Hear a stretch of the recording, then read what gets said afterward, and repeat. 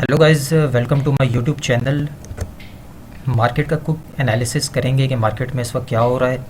BTC के price के हवाले से बात करेंगे, लेकिन उससे पहले मेरे पास एक चेन एनालिसिस डाटा है जो मैं आप दोस्तों के साथ शेयर करना चाहूँगा, जो कि आपने ध्यान रखना है इसके ऊपर। यहाँ पे आप देखें कि जो इस वक्त हमारे पास बीटीसी इनफ्लोज टू एक्सचेंजेस, यानी कि जो बीटीसी सेल होने के लिए एक्सचेंजेस के ऊपर आ रहे हैं, उसका मेरे पास ये ग्राफ इस वक्त ओपन है। ये देखें, आप देख सकते हैं कि 1 सितंबर जब ये मंथ स्टार्ट हुआ, और हमें पता है, आप जानते ही हैं कि इस मंथ में काफ़ी बैड न्यूज़ है मार्केट के हवाले से, जो बिल्कुल भी अच्छी नहीं है। और 12 सितंबर के बाद जो है वो न्यूज़ स्टार्ट हो जाएंगी। उससे पहले ये देखें, जैसे ही सितंबर स्टार्ट हुआ तो बीटीसी सेल होने के लिए एक्सचेंजेस के ऊपर आ रहे हैं कंटिन्यू। 621 मिलियन डॉलर जो है वो इस वक्त एक्सचेंजेस के ऊपर आ चुके हैं सेल होने के लिए, which is not a good sign. इस चीज़ को आपने ध्यान रखना है। साथ में बीटीसी का एनालिसिस करेंगे।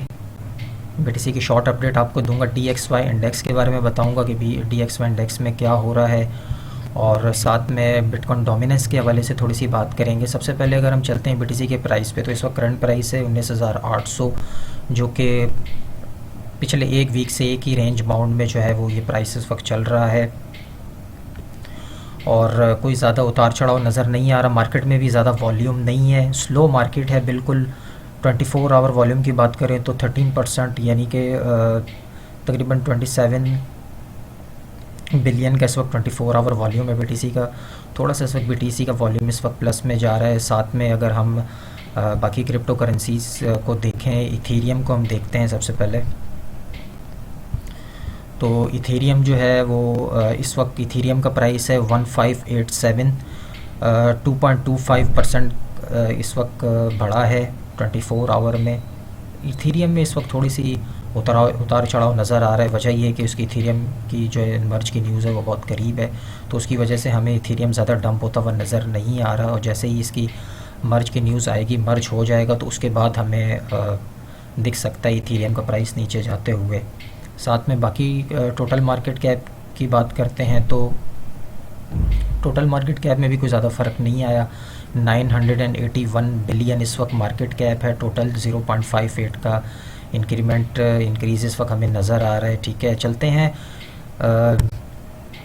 बीटीसी के प्राइस के हवाले से बात करते हैं, लेकिन उससे पहले जो ज़रूरी है वो है DXY इंडेक्स। ये दिखना हमारे लिए ज़रूरी है।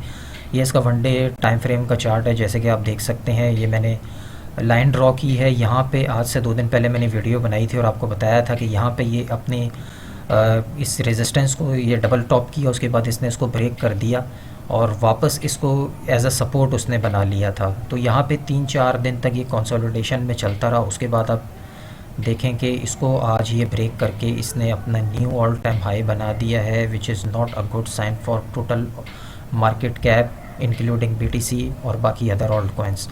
तो ये इस वक्त हमें कंटिन्यू डाउन अप ट्रेंड में नज़र आ रहा है।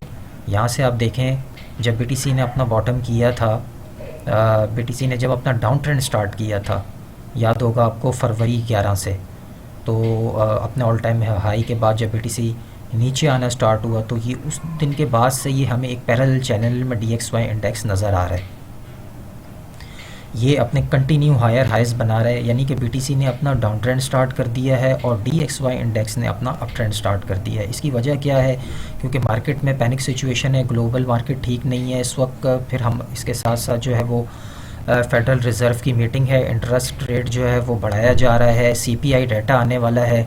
तो जब भी इंटरेस्ट रेट की बात होती है तो अमेरिकन इन्वेस्टर्स और जितने भी ग्लोबल इन्वेस्टर्स हैं वो क्या करते हैं कि वो अपना पैसा stock market, crypto currency market और जितनी भी मार्केट्स हैं जिसमें उन्होंने इन्वेस्ट किया हुआ होता है, लाइक अमेज़ॉन, पेपॉल, XYZ, जितनी भी मार्केट्स हैं, तो वो क्या करते हैं कि वो अपनी रिज़र्व, अपनी जो करेंसीज़ हैं वो रिज़र्व कर लेते हैं। वो उन मार्केट्स में से निकालने के बाद वो डॉलर ख़रीदना शुरू कर देते हैं, क्योंकि इन्फ्लेशन को कंट्रोल करने के लिए जो है वो ये सब किया जा रहा है।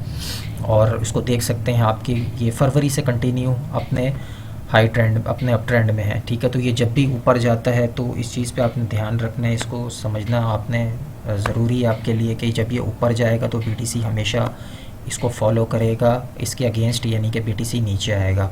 तो इस वक्त ये इसका जो एरिया था ये बहुत ही इम्पोर्टेंट था, जो कि इसको होल्ड करना चाहिए था। अगर यहाँ से हमें पुल बैक मिलता तो बीटीसी हमें मज़ीद थोड़ा सा ऊपर जाता हुआ नज़र आता, लेकिन इस वक्त ये हमें ऊपर जाता हुआ नज़र आ रहा है, जो कि ये चीज़ हमें क्लियर शो कर रही है कि बीटीसी हमें नीचे दिख सकता है अगले कुछ हफ्तों में या कुछ दिनों में। अब चलते हैं बीटीसी का एनालिसिस कर लेते हैं।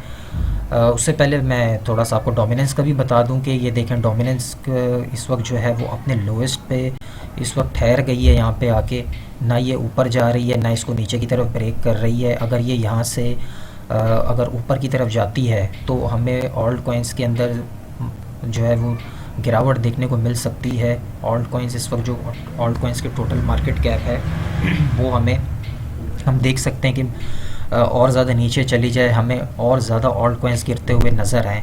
और ये एक ऐसा वक्त स्टार्ट हो गया है जिसमें ऑल्ट कॉइन्स में जो है वो सबसे ज़्यादा कंगाल होने का वक्त शुरू हो गया है। 2018 में मुझे याद है कि जब बीटीसी एक ऐसे लेवल पे आके रुक गया था कि लगता था कि अब बीटीसी जो है वो बॉटम हो चुका है और इससे ज़्यादा बीटीसी नीचे नहीं जा सकता। वहाँ से मज़ीद जो है वो बीटीसी ने अपना डाउनफॉल भी किया और उसके साथ साथ ऑल्ट कॉइन्स जितना ज़्यादा ब्लीड थे, गिरे हुए थे, वो और ज़्यादा जो है वो डंपिंग में जाना स्टार्ट हो गया। यानी कि उनमें से total 2 alt coin market cap है वो हमें गिरती हुई नज़र आई। ऑल्ट कॉइन्स और ज़्यादा नीचे जाते हुए नज़र आए, जिसकी वजह से काफ़ी लोगों को उसका भारी नुकसान उठाना पड़ा।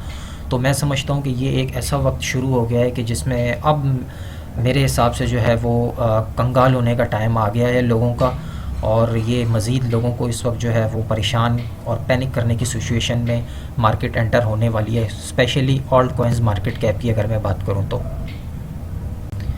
बीटीसी की बात कर लेते हैं। बीटीसी का मेरे पास 4 आवर का इस वक्त जो है वो चार्ट मेरे पास ओपन है, जैसे कि आप देख सकते हैं। अब इसमें क्या पॉसिबिलिटीज़ हो सकती हैं शॉर्टर टाइम फ्रेम में, वो मैं आपको बता देता हूँ। इस वक्त देखें, एक रेंज बाउंड में बीटीसी इस वक्त अपनी मूवमेंट कर रहा है। पहले इसने यहाँ पे अपना यहाँ पे ये आके रुका, उसके बाद 1 2 3 4 दफ़ा इस लाइन को इसने जो है इस प्राइस को 19,500 का जो हमारा लेवल है इसको टच करने के बाद बीटीसी ऊपर की तरफ चला गया। और इसी एक ट्रायंगल में इस वक्त बीटीसी हमें घूमता हुआ नज़र आ रहा है। इसको ब्रेक भी नहीं कर रहा और न नीचे की तरफ जा रहा है। और ये किसी भी टाइम पे जो है अगले विदिन 24 आवर के अंदर अंदर या 12 आवर के अंदर अंदर ये हमें ऊपर या नीचे जाता हुआ दिख सकता है। और अब इसमें ज़्यादा टाइम नहीं है, क्योंकि अब देखें ये बिल्कुल इस ट्रायंगल को ब्रेक होने के करीब है। अब इसमें पॉसिबिलिटीज़ क्या बनती हैं? पहली पॉसिबिलिटी ये है कि ये कुछ इस तरीके से मूव कर सकता है कि देखें अब ऊपर जा रहा है, तो ये यहाँ से कुछ इस तरीके से ऊपर जाए और लोगों को ट्रैप किया जाए, लोगों को ये दिखाया जाए कि ये ऊपर की तरफ जा रहा है और ये वापस से नीचे आ जाए और ये नीचे आके इस ट्रायंगल के अंदर आ जाए और फिर इसको भी ब्रेक कर दे, जो कि हमने पास्ट में भी देखा काफ़ी दफ़ा। इसी तरह वेल्स ने लोगों को ट्रैप किया है और इस तरह से ट्रायंगल जब भी ब्रेक होता है तो वो उसके कोई ज़्यादा चांसेस नहीं होते कि वो उसको ब्रेक करके ऊपर की तरफ जाए। ट्रैप करने के लिए इसको ब्रेक किया जाता है और फिर वापस ये बीटीसी नीचे आ सकता है। और अगर नीचे की बात करें तो नीचे अगर जब ये यूँ आएगा तो इसका यहाँ पे मैंने लाइन ड्रॉ की है, इसका जो लेवल आ रहा है 18,800 यहाँ तक बीटीसी आ सकता है। ठीक है, तो दूसरी पॉसिबिलिटी हमारे पास क्या है कि अगर तो ये इसको ब्रेक करके ऊपर चला जाता है और यहाँ पे ये 4 आवर टाइम फ्रेम में ये 4 से लेके 8 घंटे या एक दिन 24 आवर के अंदर अंदर अगर ये इस ट्रायंगल के ऊपर स्टे कर जाता है, यानी कि ये कुछ इस तरीके से मूवमेंट करके यहाँ पे आके और ये यहाँ रुक जाता है, तो चांसेस होंगे कि जो हमारा अगला लेवल है जो कि मोस्ट इम्पॉर्टेंट रेजिस्टेंस है 20,600 से लेके 20,700 यहाँ तक बीटीसी आ सकता है। ठीक है, लेकिन इसको तोड़ना इस वक्त बहुत ही मुश्किल है 20,700 को, जो कि इस चीज़ को आपने ध्यान रखना है कि अगर यहाँ तक आता है तो इसको ये ब्रेक करके ऊपर जाता है या फिर ये वापस से जो है वो डाउन ट्रेंड में आ जाता है। ये हमारे पास हो गई 2 पॉसिबिलिटीज़। ठीक है, और तीसरी और फाइनल पॉसिबिलिटी जो बनती है वो ये है कि ये यहाँ से ना तो इसको ब्रेक करे, ठीक है, उल्टा ये यहाँ से जो है वो अगले कुछ टाइम के यानी कि कुछ घंटों के अंदर अंदर ये यहाँ से ये वापस से ये गिरना शुरू हो जाए। ठीक है, और ये इस प्राइस तक आ जाए। ठीक है, लेकिन यहाँ पर आने के बाद ये वापस इसमें वॉल्यूम आ जाए, यानी कि इसको बेयर्स कंट्रोल करें और ये विद इन 4 to 10 आवर्स के अंदर अंदर जो है वो वापस इस रेंज में आने के बाद यहाँ पे थोड़ी देर के लिए कंसोलिडेशन करे और फिर इस ट्रायंगल को तोड़ने के बाद ऊपर चला जाए। तो ये दोस्तों एक पॉसिबिलिटी बनती है शॉर्ट टर्म टाइम फ्रेम में, जो मैंने ज़रूरी समझा आप दोस्तों के साथ इसको शेयर करना।